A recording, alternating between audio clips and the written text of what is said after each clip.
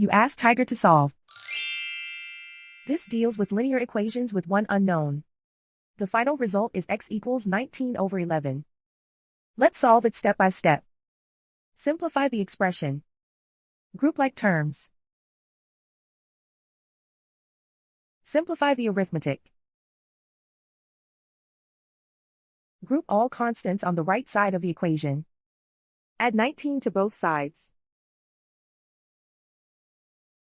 Simplify the arithmetic.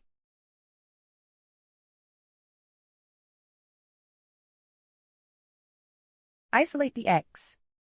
Divide both sides by 11. Simplify the fraction. And so the final result is x equals 19/11.